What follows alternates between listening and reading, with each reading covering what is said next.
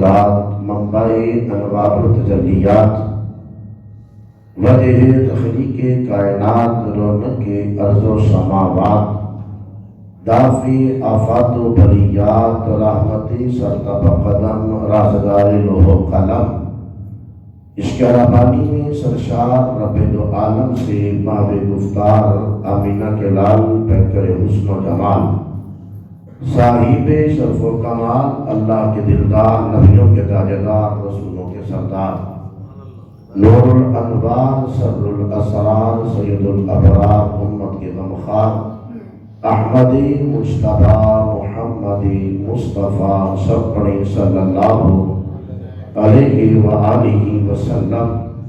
سرکار کی بارگاہ پر بآواز سے بلند محبت کے ساتھ پڑھیں الصلاۃ والسلام علیک یا سیدی یا رسول اللہ وعلی آلک واصحابک یا سیدی یا رحمت للعالمین۔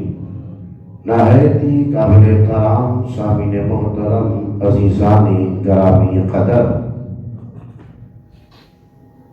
آج 21 رجب ہے۔ آنے والی جمعرات 27 رجب المرجب معراج مصطفیٰ کا خوبصورت حوالہ رکھتی ہے۔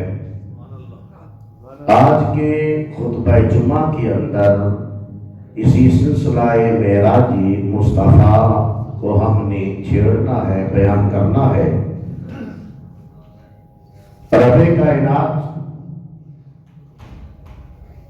جب ذکر معراج مصطفیٰ بیان فرماتا ہے تو آغاز کیا سبحان الذی اسری بعبدہ، پاک ہے وہ ذات جو لے گئی رات و رات، بعبدہ اپنے بندہ خاص کو۔ اب اس آیت معراج کے اندر، یعنی جس آیت میں رب کائنات نے معراج مصطفیٰ کا ذکر کیا، اگر میں ایک جملہ پڑھ لوں تو بات اور کھل جائے۔ امت کے لیے مصطفیٰ آسمانوں سے زمین کی طرف آ جائیں، اسے میلاد کہتے ہیں۔ امت پر کرم کرنے کے لیے سرکار آسمانوں سے زمین کی طرف آ جائیں، اسے میلاد کہتے ہیں۔ اور امت کو بخشوانے کے لیے زمین سے آسمانوں کی طرف چلے جائیں، اسے معراج کہتے ہیں۔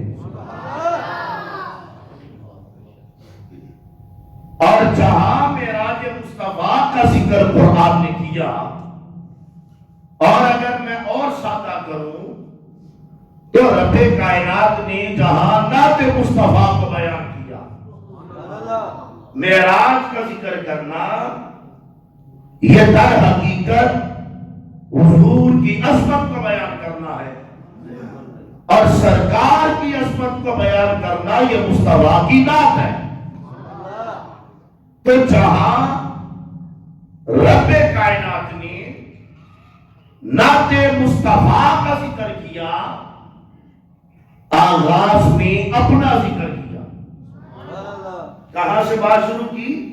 اپنے ذکر سے۔ سبحان الذی اسری، پاک ہے وہ ذات۔ اور جب یہ سفر معراج کو مکمل کیا، یعنی نعت مصطفیٰ کو مکمل کیا، تو فرمایا انہ هو السمیع البصیر، وہ اللہ سننے والا اور دیکھنے والا ہے۔ نعت مصطفیٰ سے پہلے بھی اللہ کی حمد اور نعت مصطفیٰ کے بعد بھی اللہ کا ذکر، جو قرآن سے اس آیت معراج سے بات سمجھانے لگا ہوں، آیت معراج ہمیں عقیدہ یہ عطا کر رہی ہے اللہ کی حمد اس وقت مکمل ہوتی ہے جب اللہ کی حمد کے ساتھ مصطفیٰ کی نعت پڑھی جائے۔ اس وقت اللہ کی حمد مکمل ہوتی ہے جب اللہ کی حمد کے ساتھ نعت مصطفیٰ پڑھی جائے، یا اور آسان کروں، نعت مصطفیٰ اس وقت مکمل ہوتی ہے جب اللہ کی حمد کے ساتھ کی جائے۔ میں اور آسان کر رہا ہوں، پھر میں جملہ بدل رہا ہوں۔ اللہ اپنی حمد اس وقت تک قبول نہیں کرتا جب تک یار کی نعت ساتھ پڑھی جائے۔ سبحان الذی اسریٰ بعبدہ، اللہ نے نعت مصطفیٰ سے پہلے، ذکر معراج مصطفیٰ سے پہلے اپنی حمد بیان کی، اپنا ذکر کیا، اور نعت مصطفیٰ کے آخر میں انہ هو السمیع البصیر پھر اپنا ذکر کیا ہے۔ درمیان میں معراج مصطفیٰ رکھی ہے، درمیان میں کیا رکھی؟ معراج مصطفیٰ۔ اب معراج مصطفیٰ کا موضوع بڑا طویل ہے، آج صرف ہم نے اس کو آغاز ہی میں 2-4 باتیں آپ کو سمجھانی ہے، پھر انشاءاللہ اگلا جمعہ اس پر ہم پڑھیں گے۔ سبحان الذی اسریٰ، رب کائنات معراج مصطفیٰ کا ذکر اپنے ہم سے فرما رہا ہے۔ وجہ کیا ہے؟ کیونکہ وہ عالم الغیب والشہادہ ہے، رب یہ علم رکھتا ہے کہ ایک وقت ایسا آئے گا لوگ میرے مصطفیٰ کی معراج پر اعتراض کریں گے۔ آج ہم دیکھتے ہیں اعتراض کرنے والے طبقات ہیں، سائنس معراج مصطفیٰ کو اپنے ترازو پہ جب تولتی ہے تو سائنس پڑھنے والا معراج مصطفیٰ کا انکار کر دیتا ہے، اور یہ کہہ کے انکار کرتا ہے یہ کیسے ہو سکتا ہے ایک جسم ثقیل ہو، کیا ہو؟ جسم ثقیل، یہ جو ہمارا بدن ہے اسے جسم ثقیل کہتے ہیں، کیسے ہو سکتا ہے یہ جسم پرواز کرے اور آسمانوں سے گزر جائے؟ درمیان میں کرۂ نار بھی ہے، درمیان میں کرۂ ہوا بھی ہے، یہ کیسے ہو سکتا ہے ایک بدن زمین سے پرواز کرے اور آسمانوں سے گزرتا ہوا آسمانوں سے پار چلا جائے؟ سائنس پڑھنے والا یہاں پہ آ کر معراج مصطفیٰ کا انکار کر دیتا ہے کہ اگر مصطفیٰ گئے اپنے جسم کے ساتھ تو پھر کرۂ نار بھی تھا، کرۂ آب و ہوا بھی تھا، پانی نے روکا کیوں نہیں؟ ہوا نے روکا کیوں نہیں؟ آگ نے روکا کیوں نہیں؟ لیکن رب کائنات آغاز اپنی حمد سے کر رہا ہے، فرمایا یار کی طرف نہ تکنا، یہ دیکھنا لجا کون رہا ہے، یہ دیکھنا لجا کون رہا ہے۔ لیکن جواب دینا بھی ہمارا حق بنتا ہے۔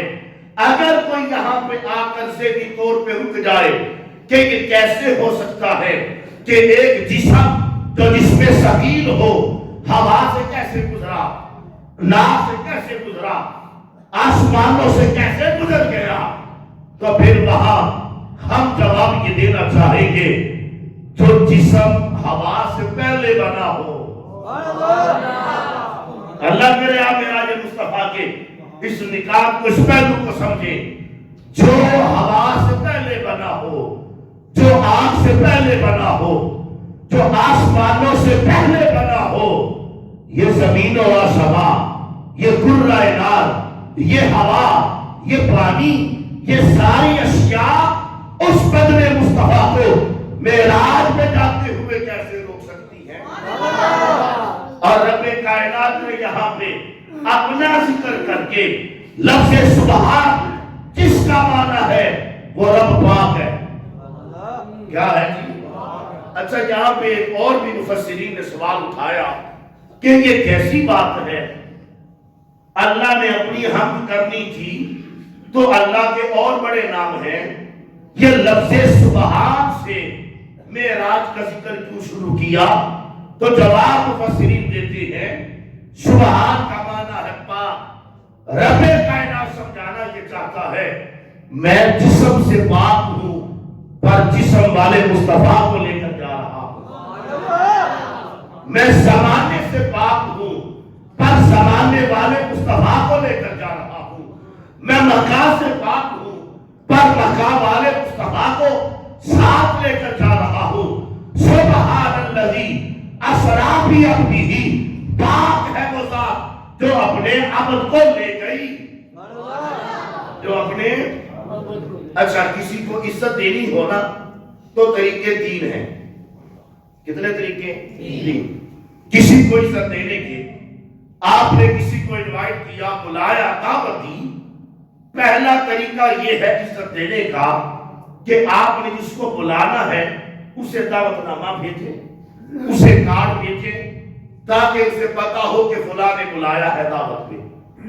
دوسرا طریقہ یہ ہے اگر زیادہ عزت دینی ہو آپ دعوت نامہ بھی بھیجیں گے، اپنی سواری بھی بھیج دیں گے کہ حضرت سواری بھی بھیجی ہے، دعوت نامہ بھی بھیجا ہے، آپ تشریف لے آئیں. اور تیسرا عزت دینے کا طریقہ یہ ہے دعوت نامہ بھی پہنچ جائے، سواری بھی آ جائے، خود لینے آ جاؤ. خود یہ آخری مقام ہے کسی کو عزت دینے کا. رب کائنات کا قرآن کہتا ہے رات معراج کی تھی، یار کو بلا کے اپنا دیدار کروانا تھا. سبحان الذی اسریٰ بعبدہ، رب مصطفیٰ کو خود لینے آیا تھا. نہیں آپ اگر عقیدہ کہیں پہ کمزور ہو جائے، دل کمزور ہو جائے، یہ کیسے ہو سکتا ہے سرکار مصطفیٰ کو اللہ لینے آیا ہو، تو پھر بڑی آسان بات قرآن نے سمجھائی ہے. ایک رات معراج سے پہلے ہجرت کی بھی آئی تھی. سرکار نے مکے سے مدینے تک جانا تھا، مکے سے مدینے تک جانا تھا. سفر کا اتنا سا تھا اور مکے سے مدینے جاتے ہوئے پیارے ابوبکر صدیق رضی اللہ تعالیٰ عنہ ساتھ تھے. غار میں پہنچے، کفار اوپر سے پہنچے، پیارے ابوبکر صدیق ڈرے. سرکار نے فرمایا صدیق پریشان کیوں ہوتے ہو؟ لا تحزن، غم نہ کر، ان اللہ معنا، ہم اکیلے نہیں، اللہ ساتھ ہے.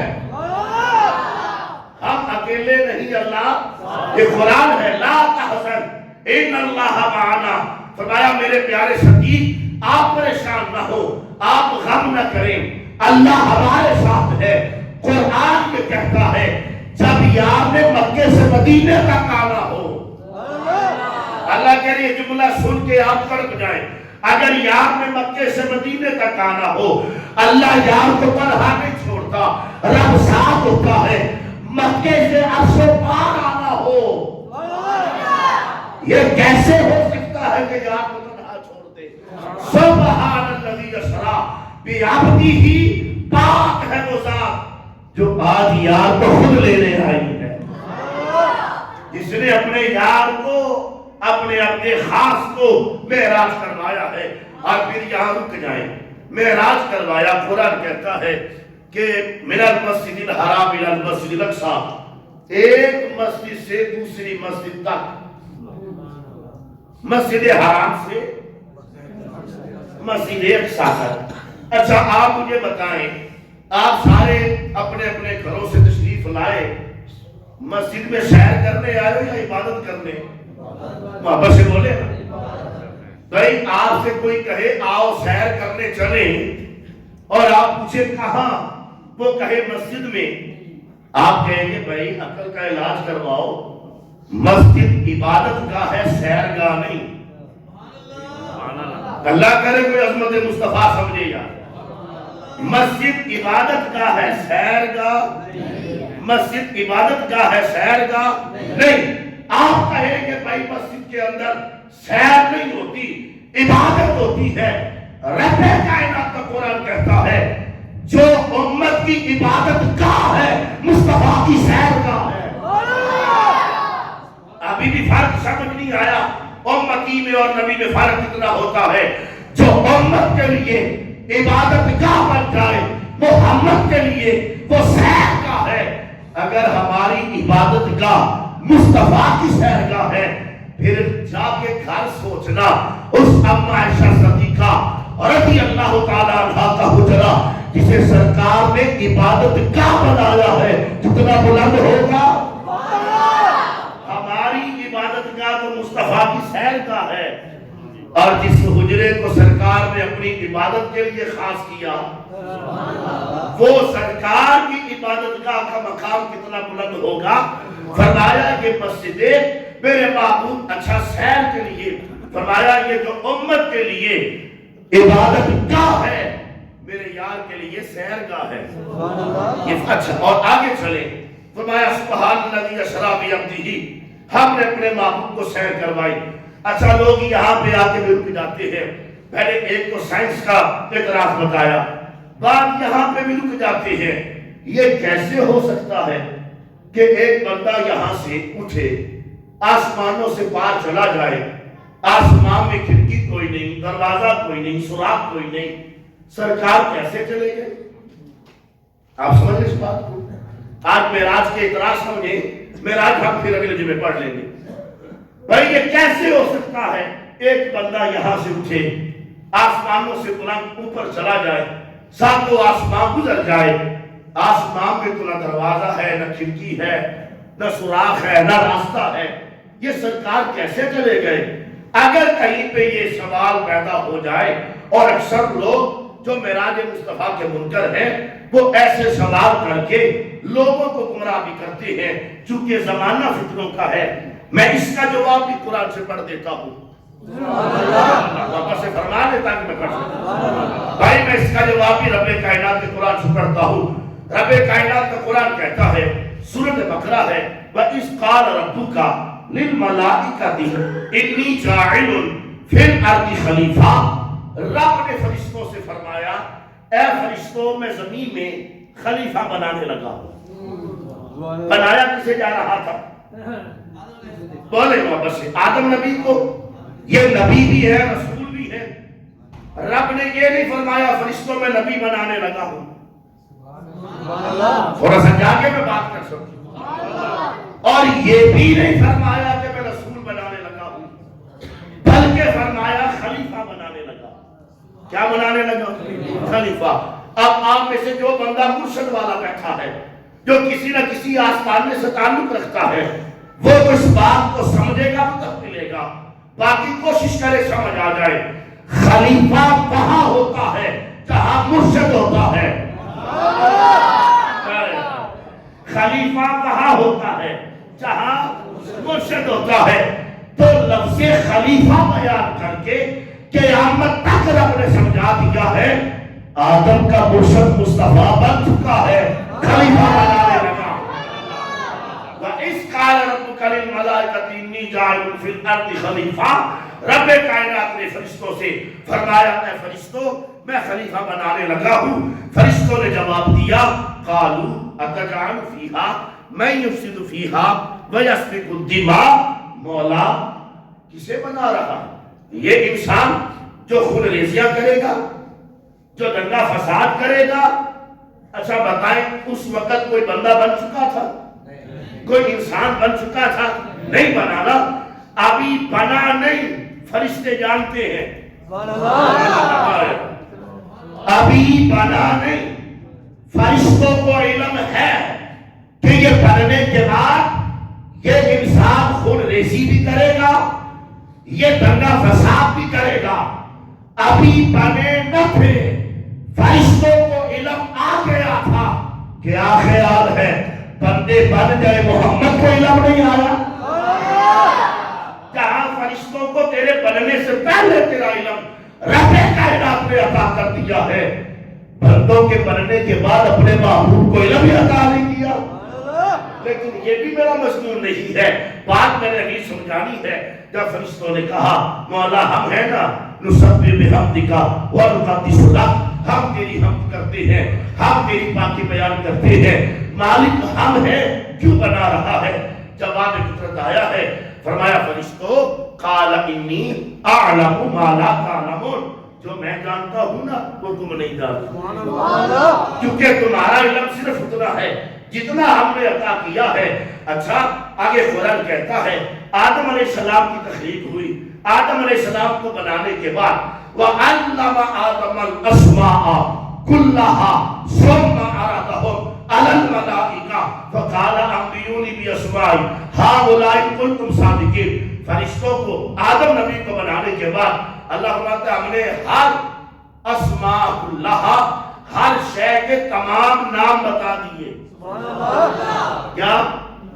تمام چیزوں کے تمام نام بتا دیے۔ اب ایک چیز ہے اس کا نام عربی میں اور ہے، اردو میں اور ہے، پنجابی میں اور ہے، فرمایا جتنی زبانیں ہیں ہر شے کے نام ہم نے تمام کے تمام سکھا دیے۔ اچھا جب آدم نبی کو ہم نے علم عطا کر دیا، ثم عرضهم على الملائکہ فقال انبئونی باسماء هؤلاء ان کنتم صادقین۔ اللہ نے فرمایا فرشتوں آؤ امتحان تم دو۔ کبھی قرآن فہمی میں یہ بھی ذوق رکھیں بھائی جسے پڑھایا جائے امتحان اسی کا ہوتا ہے نا۔ ہمارے ہاں یہ بچے پڑھتے ہیں، ہم سال پڑھانے کے بعد کسی کے باپ کو بٹھا لیں کہ ہم نے تیرے بچے کو سال پڑھایا ہے امتحان کیوں دے؟ وہ کہے گا حضرت پڑھایا جسے ہے امتحان اسی کا ہوتا ہے۔ قرآن کہتا ہے علم آدم نبی کو دیا، امتحان فرشتوں سے لیا۔ اللہ کے لیے آپ سمجھے جو سمجھانا چاہتا ہوں۔ وَعَلَّمَ آدَمَ الْأَسْمَاءَ كُلَّهَا، آدم نبی کو تمام اشیاء کے تمام نام سکھانے کے بعد کیا فرمایا؟ ثُمَّ عَرَضَهُمْ عَلَى الْمَلَائِكَةِ فَقَالَ أَنبِئُونِی، فرشتوں سے کہا اب ان چیزوں کے نام تم بتاؤ اگر سچے ہو، اب ان کے نام تم بتاؤ۔ فرشتوں نے کہا قَالَ يَا آدَمُ أَنبِئْهُم بِأَسْمَائِهِمْ فَلَمَّا، فرشتوں نے رب کی بارگاہ میں عرض کی مولا ہم تو نہیں جانتے، لا علم لنا الا ما علمتنا، ہمیں ان چیزوں کا علم نہیں، ہاں صرف اتنا علم ہے جتنا تو نے ہمیں عطا کیا ہے۔ قرآن کہتا ہے قال یا آدم انبئهم باسمائهم فلما انبأهم باسمائهم قال الم اقل لكم انی اعلم غیب السماوات والارض۔ اللہ نے آدم نبی سے فرمایا آدم فرشتوں کو تم بتاؤ۔ آدم نبی نے فرشتوں کو نام بتائے اور بتانے کے بعد رب نے فرمایا اچھا بتا کون رہا تھا؟ آدم علیہ السلام۔ قرآن کا حسن کیسا ہے، بتایا آدم نبی نے۔ قال یا آدم، فرمایا اے آدم اب بھی ہو، آپ ان کو خبر دیں، آپ ان کو بتائیں بِأَسْمَائِهِمْ، ان چیزوں کے نام۔ فَلَمَّا أَنبَأَهُمْ بِأَسْمَائِهِمْ، جب آدم نبی نے انہیں ان چیزوں کے نام بتا دیے، یعنی فرشتوں کو سب چیزوں کے نام سنا دیے، قَالَ، تو رب نے فرمایا أَلَمْ أَقُلْ لَكُمْ إِنِّي أَعْلَمُ غَيْبَ السَّمَاوَاتِ وَالْأَرْضِ، فرشتوں میں نے کہا نہیں تھا میں غیب جانتا ہوں، فرشتوں میں نے کہا نہیں تھا میں جانتا ہوں۔ اچھا بتایا آدم نبی نے ہے، قرآن کہتا ہے رب نے فرمایا میں نے کہا نہیں تھا میں جانتا ہوں، بتا آدم رہے ہیں۔ قرآن کہتا ہے رب کائنات نے فرشتوں سے فرمایا میں نے بتایا نہیں تھا کہ میں جانتا ہوں۔ مالک یہ بات کیسی ہے، بتایا تیرے نبی نے ہے، جواب تیرا آتا ہے کہ میں جانتا ہوں۔ فرمایا قیامت تک سمجھانا چاہتا ہوں اللہ نبیوں کو جتنا علم عطا کر دیتا ہے حقیقت میں وہ رب کا ہوتا ہے۔ نبی کا علم ذاتی نہیں ہوتا، وہ رب کی عطا ہوتی ہے۔ نبی جو جتنا علم رکھتا ہے وہ رب کا ہوتا ہے۔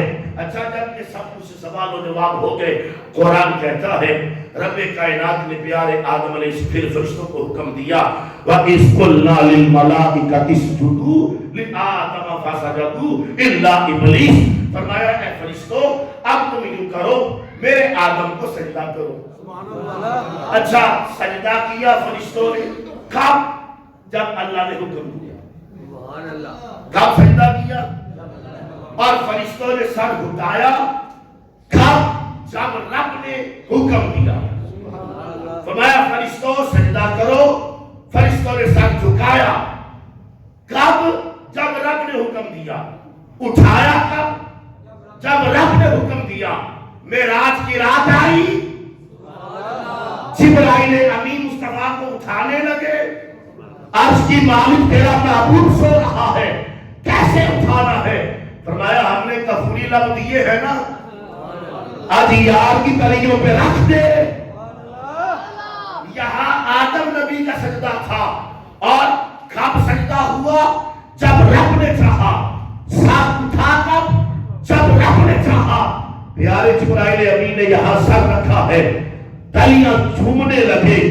مالک تیرا حکم تھا, میں نے تلیاں جھومی ہیں, سر اٹھاؤں کب؟ تھوڑا سا سمجھے جو سمجھانا چاہتا ہوں. بات آدم نبی کی تھی, فرمایا سر سجدے میں رکھ دو. مولا رکھ دیا.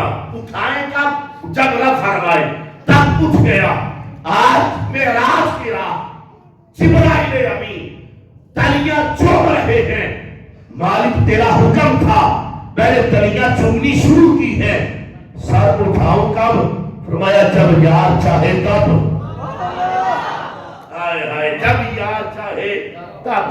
جبرائیل امین نے پیارے لجپال آقا کی تلیاں, اور یہاں قرآن کہتے ہیں جو میں بات کر رہا ہوں, فرمایا جب سجدہ ہو گیا, رب کائنات نے وَقُلْنَا يَا آدَمُ اسْكُنْ أَنْتَ وَزَوْجُكَ الْجَنَّةَ. اللہ نے آدم نبی کو حکم دیا, پیارے آدم جنت میں چلے جاؤ, اما حوا بھی ساتھ ہے, تم دونوں وہاں پہ رہو. رہتے رہے. فرمایا وَكُلَا مِنْهَا رَغَدًا حَيْثُ شِئْتُمَا وَلَا تَقْرَبَا هَٰذِهِ الشَّجَرَةَ. فلاں درخت کے قریب نہ جانا, وہ نہ کھانا. فَأَزَلَّهُمُ الشَّيْطَانُ. شیطان نے ان دونوں کو ازل کیا. کیا کیا؟ ہاں, گمراہ نہیں, نبی گمراہ ہو نہیں سکتا. ازل کیا. ازل کسے کہتے ہیں عربی کے اندر؟ آپ کسی دریا کے کنارے جاتے ہیں سیر کرنے, اور آپ کے کسی دشمن کو پتا ہے کہ یہ اس دریا کے کنارے سیر کرنے آتا ہے. وہ آپ کے آنے سے پہلے اس راستے کو پانی سے اتنا چکنا کر دے کہ آپ کا قدم آئے اور آپ پھسل جائیں. عربی میں کہتے ہیں ازل. یہاں شیطان نے کیا ازل.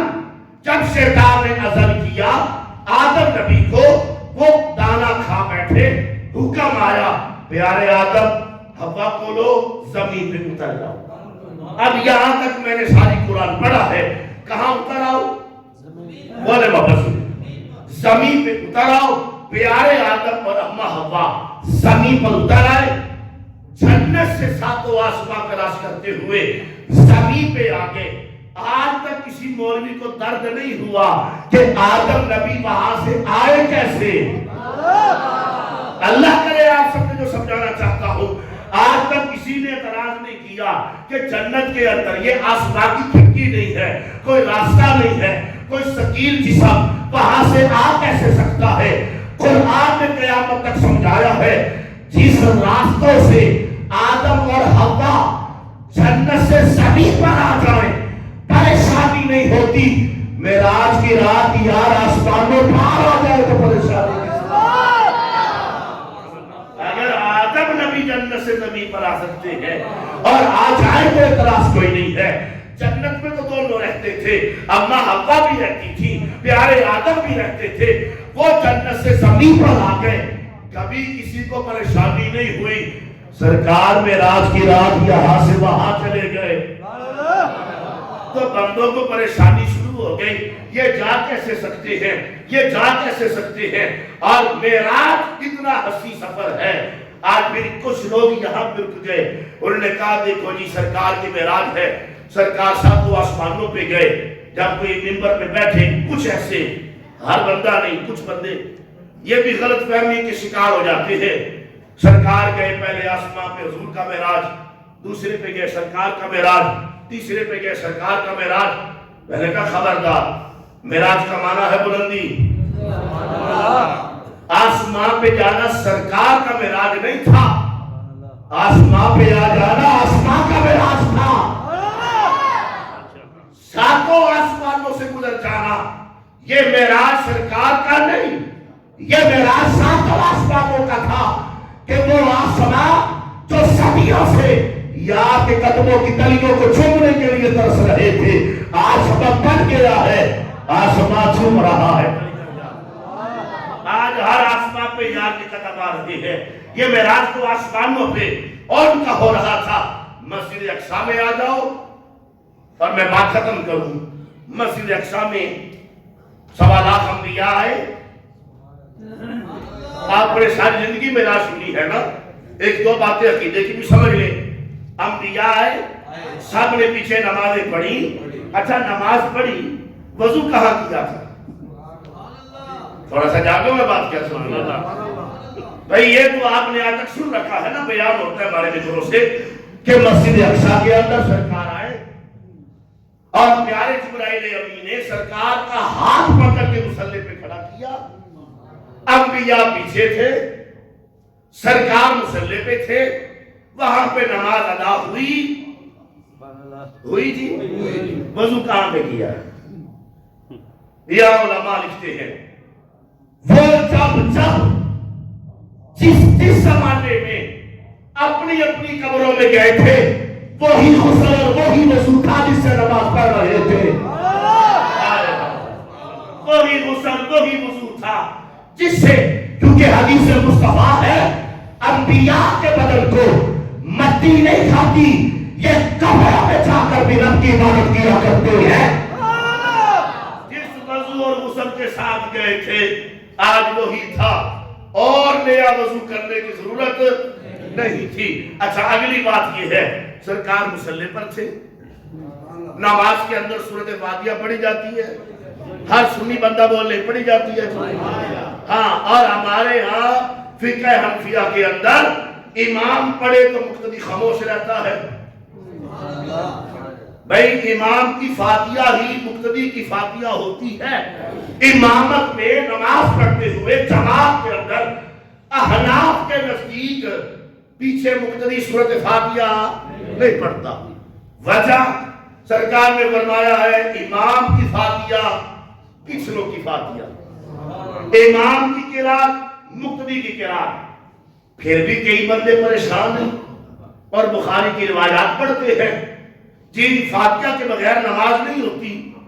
مجھے اتنا بتا دو، معراج کی رات سارے انبیاء تھے، مصلی پہ سرکار نے سورۃ فاتحہ پڑھی، آپ تھوڑا جاگ رہے ہیں؟ بقیہ الہامی کتابوں میں سے، قرآن زبور انجیل میں سے کسی نبی پر سورۃ فاتحہ کا نزول نہیں ہوا۔ جب کسی نبی پر سورۃ فاتحہ نازل نہیں ہوئی، کسی نبی کو آتی نہیں، جب آتی نہیں تو پڑھی نہیں۔ تھوڑا سا جاگ لو یار، مسئلہ سمجھ آتا۔ جب پڑھی نہیں، آتی نہیں، ان پر نازل نہیں ہوئی، ان کی قرآن زبور انجیل ان کی اپنی کتابیں، سورۃ فاتحہ فقط سرکار نے پڑھی، بس سرکار نے امامت کرواتے ہوئے پڑھی۔ سرکار کا پڑھنا سارے انبیاء کے پڑھنا ہو گیا۔ ہم سے نہ پوچھو، ہم نے مسجد اقصی سے معراج کی راہ سے یہ مسئلہ سمجھ لیا ہے، امام پڑھنے مقتدی کی ہو جاتی ہے، امام کا پڑھنا ہی مقتدی کا پڑھنا ہو جاتا ہے۔ اگر امام کی سورۃ فاتحہ کے بغیر نماز نہیں ہوتی امامت میں، تو پھر بتاؤ انبیاء کی نماز کیسی تھی؟ پھر یہاں بتانا پڑے کہ انہوں نے نمازوں میں کیا پڑھا تھا۔ تو سورۃ فاتحہ فقط سرکار نے پڑھی، انبیاء کی سرکار کے پڑھنے میں ہو گئی، اور مسجد اقصی کے اندر سب کی امامت کروانا یہ معراج مصطفیٰ نہیں تھا، یہ ہر نبی کا معراج ہو رہا تھا جو اپنے اپنے زمانے میں امت مصطفیٰ میں داخل ہونے کی تمنا رکھتے رہے۔ آج ان کا معراج تھا کہ یار کے پیچھے نماز بھی ادا ہو رہی ہے، یار سے مسافہ بھی ہو رہا ہے۔